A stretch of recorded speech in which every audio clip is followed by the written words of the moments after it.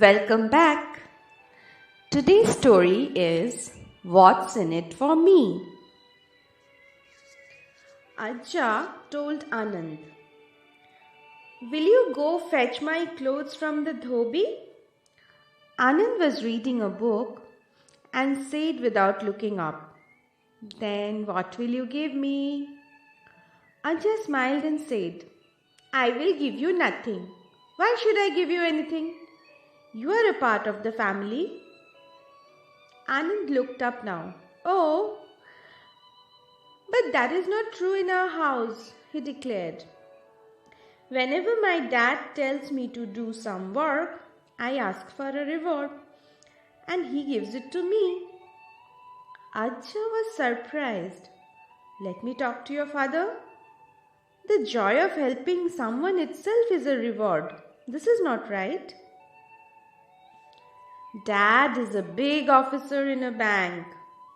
Can he make mistakes?" asked Krishna with great surprise. "He may be an officer in the bank, but at home he is your father and my son, and I will talk to him. If you go on like this, you will become like Mushika." "What is Mushika?" asked Sharan. Ajja looked around. There was no sign of Ajju. Probably churning out some last-minute masala powder for the mothers to take back with them. He looked pleased. "Today I will tell you a story of a Mushika and what happens if you want to be paid for every little thing." Mushika the mouse walked jauntily down the road, whistling a happy tune to himself. There had been a storm earlier in the day which had got rid of the summer heat. He had just eaten big juicy mango that had fallen in the storm, so his tummy was full and he was as pleased as Punch. On the road he saw a twig also fallen from the tree above the storm. Now, a mouse will store and keep anything, hoping it will be of use one day. So, Mushika picked up the twig in its mouth and set off. A little ahead, he met a potter. The potter was sitting with his head in his hands. Why? Because his oven had been drenched in the rain and now he did not have enough dry wood to light it again. How would he bake his pots and sell them? As the potter sat wailing in front of his house, Mushika walked up and watched him for some time. "What's up, brother?" he asked with the twig still clenched in his mouth. At first, the potter paid no attention to the strange talking mouse. Then, when Mushika asked him again and again, he told the little creature why he was crying. Mushika nodded, kept the twig aside and said, "See, this twig had dried in the wind and can be used to light your kiln. I'll happily give it to you, brother potter. But what's in it for me?" The potter thought hard and deciding what the little mouse could ask for, said, "I will give you whatever you ask for." In a flash, Mushika replied, "Then give me a large pumpkin that is lying in the corner of the room." The potter was astonished. How can a mouse carry a pumpkin? Besides, he had been looking forward to the lovely pumpkin curry his wife would make for him tonight. "Choose something else, little mouse," he urged. But Mushika was stubborn. The pumpkin for the twig or nothing. So the potter gave Mushika the pumpkin. The mouse was delighted. He had made a mighty human do what he wanted. He left the pumpkin near the potter's house, saying he would collect it soon and set off down the road again. Farther ahead, A milkman was sitting by his cows, shaking his head. "What's up, brother milkman?" asked a tiny voice.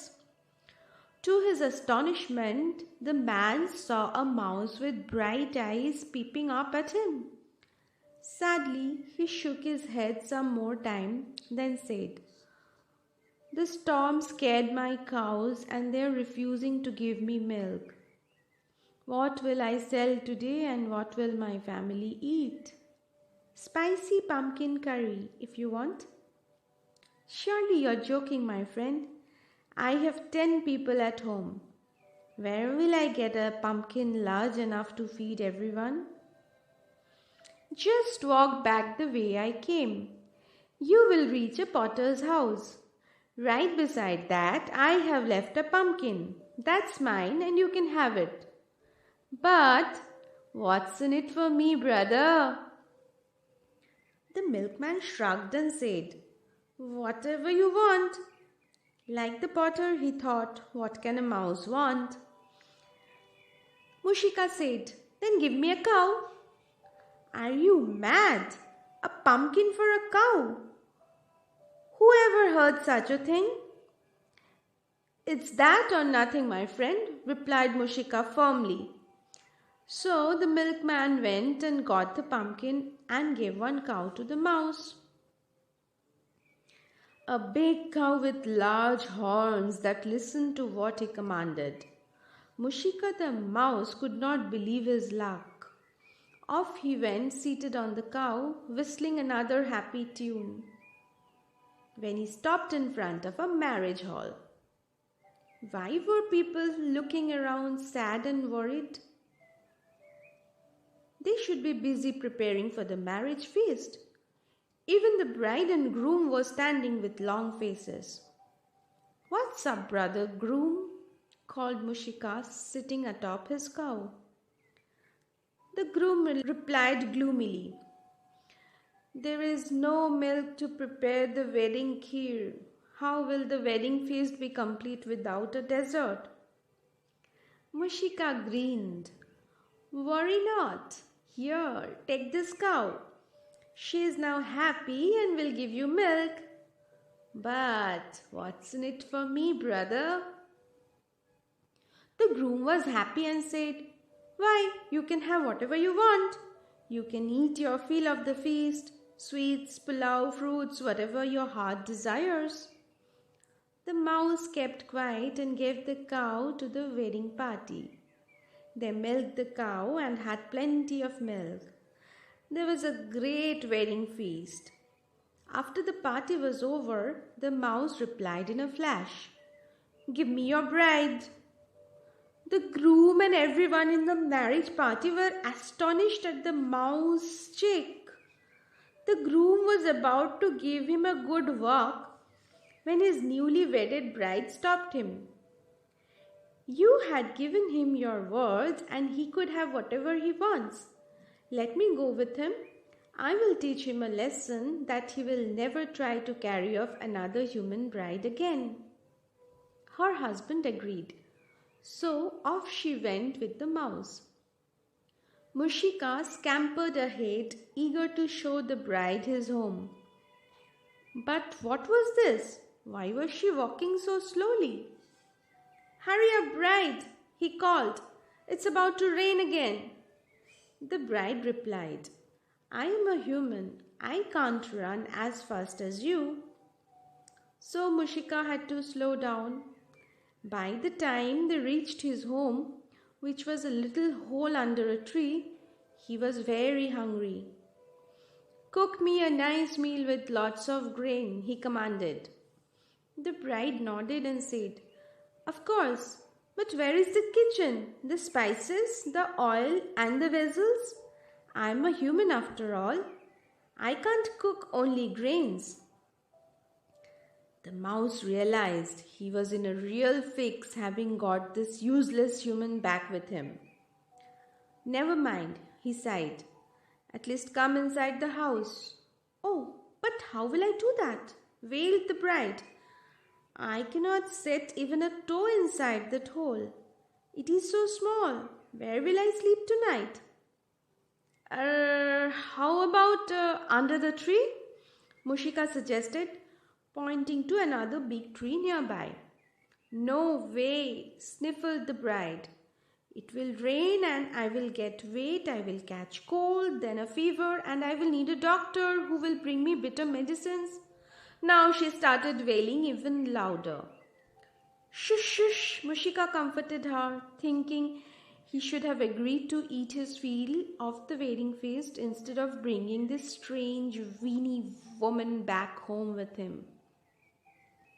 How about you stay in that temple veranda for the night? He suggested, pointing to a big temple across the road. Oh, but thieves and robbers will come there and try to snatch away my lovely jewels, cried the woman. Then suddenly she dried her tears and said, What if I call my friends Ram and Sham to protect me? Before Mushika could say anything, she whistled loudly and called, Ramu, Shamu! From nowhere, a big dog and a cat appeared next to her and made as if to eat up Mushika. Oh, how he ran and saved his life by jumping into the safety of his hole.